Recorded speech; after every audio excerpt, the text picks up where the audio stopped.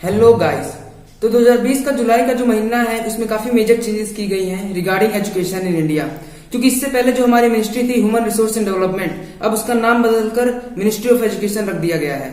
और इसके अलावा बहुत सालों बाद देश को मिल चुकी है न्यू एजुकेशन पॉलिसी। इस न्यू एजुकेशन पॉलिसी में बहुत सारे चेंजेस हुए हैं, जैसे कि फॉरेन यूनिवर्सिटियों की इंडिया में एंट्री, हायर एजुकेशन का स्ट्रक्चरल चेंज होना और हिस्ट्री में चेंजेस होना और भी बहुत कुछ। इस वीडियो में मैं अब बात करूंगा कि इंडिया की न्यू एजुकेशन पॉलिसी के बारे में और इंडिया की टोटल जीडीपी का 6% अब एजुकेशन पर खर्च किया जाएगा उसके बारे में। बात करी जाए अगर एजुकेशन पॉलिसी की, तो ये हमारे देश की तीसरी एजुकेशन पॉलिसी है। इससे पहले 1968 में सबसे पहली बार भारत में न्यू एजुकेशन पॉलिसी आई थी, उसके बाद 1986 में आई, उसके बाद 2020 में अब आई है। 1968 में इंदिरा गांधी प्रधानमंत्री थी, 1986 में राजीव गांधी प्रधानमंत्री थे और 2020 में अब नरेंद्र मोदी प्रधानमंत्री हैं। और सबसे इंटरेस्टिंग बात यह है कि बीते 34 सालों के बाद ये नई एजुकेशन पॉलिसी आई है, यानी कि 1986 में लास्ट बार एजुकेशन पॉलिसी आई थी, अब उसके 34 सालों बाद 2020 में न्यू एजुकेशन पॉलिसी आई है। तो इससे यह पता चलता है कि हमारी सरकार एजुकेशन पर कितना पहले ध्यान देती थी। बात करी जाए अगर फर्स्ट एजुकेशन पॉलिसी की, यानी 1968 पॉलिसी की, तो उस पॉलिसी का रिकमेंडेशन दिया था कोठारी कमीशन ने, यानी कि वो कोठारी कमीशन का आइडिया था। और कोठारी कमीशन ने 1968 में कह दिया था कि भारत को उसके पूरे जीडीपी का 6% एजुकेशन पर खर्च करना चाहिए। इसका मतलब ये है कि कोठारी कमीशन ने आज से 52 साल पहले कह दिया था कि भारत को उसके पूरे जीडीपी का 6% एजुकेशन पर खर्च करना चाहिए। यानी कि कोठारी कमीशन की सोच कितनी आगे थी, और अब भारत 52 साल बाद कोठारी कमीशन का अब रिकमेंडेशन एक्सेप्ट कर रहा है। मगर भारत का सबसे बड़ा दुर्भाग्य यह रहा है कि भारत ने कभी भी अपने जीडीपी का 6% एजुकेशन पर खर्च नहीं किया है। गाइस, अब आपकी स्क्रीन पर नेशनल एजुकेशन पॉलिसी 2019 का ड्राफ्ट दिखाई दे रहा होगा, और इस ड्राफ्ट में आप साफ साफ देख सकते हैं कि भारत ने 2017 और 18 के इकोनॉमिक सेशन में अपने टोटल जीडीपी का एजुकेशन पर खर्च मात्र 2.7% किया है।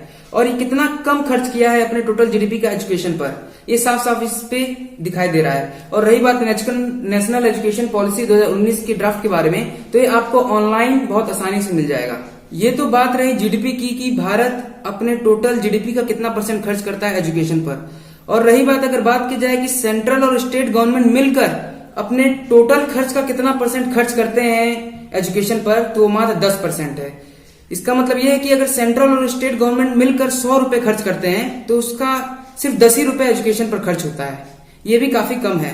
और रही बात नेशनल एजुकेशन पॉलिसी 2019 के ड्राफ्ट में, अगर आप ध्यान से देखेंगे तो इसमें लिखा हुआ है कि इंडिया ने कभी भी अपने जीडीपी का 6% एजुकेशन पर खर्च नहीं किया है, जो कि कोठारी कमीशन ने 1968 में ही कह दिया था।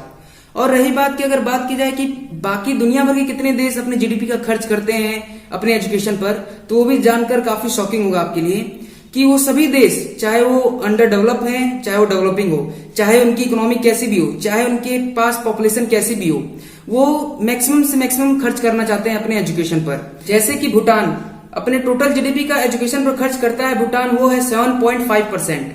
आप देख सकते हैं इंडिया से कितना ज्यादा है। जिम्बाब्वे और स्वीडन भी अपने टोटल जीडीपी का एजुकेशन पर खर्च करते हैं 7%।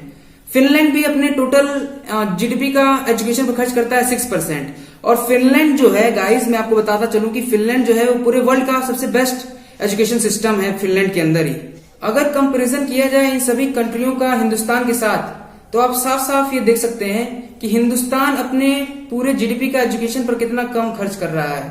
2017-18 में तो ये सिर्फ 2.7% था, और ये अभी तक के भारत के इतिहास में अगर बात की जाए कि टोटल जीडीपी का भारत एजुकेशन पर एवरेज कितना खर्च करता है, तो वो मात्र 3% निकल के आता है। गाइस, आपको स्क्रीन पर एक ग्राफ दिख रहा होगा, और इस ग्राफ में आप साफ साफ देख सकते हैं कि ऐसा नहीं है कि भारत में एजुकेशन पर कम खर्च किया जाता है। बीते कुछ सालों से भारत में एजुकेशन पर खर्च बढ़ाया ही जा रहा है लगातार। तो क्या इसका मतलब यह है कि भारत अपना एजुकेशन पर खर्च बढ़ा रहा है? उसका जवाब होगा नहीं। जिस हिसाब से बीते पिछले कुछ सालों से भारत की इकोनॉमी ग्रो की, जीडीपी ग्रो की, उस हिसाब से भारत ने एजुकेशन पर कम खर्च किया। और अगर बात की जाए कि ऐसा क्यों कर रहा है भारत, तो उसके भी बहुत सारे कारण हैं। सबसे बड़ा कारण यह है कि भारत जितना भी खर्च करता है वो अपने पॉपुलेशन के हिसाब से कम ही खर्च करता है, क्योंकि भारत की पॉपुलेशन लगातार बढ़ती चली जा रही है, और ये one of the major problem है इंडिया की। उसके साथ साथ जिस हिसाब से हमारे पड़ोसी हमारे बॉर्डरों पे डिस्प्यूट कर रहे हैं, वो भी कहीं ना कहीं भारत को प्रॉब्लम कर रहा है कि एजुकेशन पर खर्च करे कि अपने डिफेंस पे खर्च करे। तो डिफेंस पर इसीलिए भारत को ज्यादा खर्च करना पड़ जा रहा है। चलिए, ये बहुत अच्छा हुआ कि इंडियन गवर्नमेंट ने फाइनली कोठारी कमीशन की बात मान ली, जो कि 1968 में दे दिया गया था। कम से कम अब भारत सरकार अपने टोटल जीडीपी का 6% खर्च करेगी एजुकेशन पर। और इससे पहले मैं आपको एक और चीज बता दूं कि इससे पहले क्या होता था कि इंडियन गवर्नमेंट का मोस्ट ऑफ द एजुकेशन पर खर्च कहाँ जाता था पता है? टीचरों की सैलरी देने में ही खर्च हो जाता था। लेकिन अब इस न्यू एजुकेशन पॉलिसी में साफ साफ लिखा है कि हम टीचरों की सैलरी तो देंगे ही देंगे, उसके साथ साथ स्कूल कॉलेज का मेंटेनेंस का भी ध्यान दिया जाएगा। नई library most of the school और कॉलेज में बनवाई जाएगी।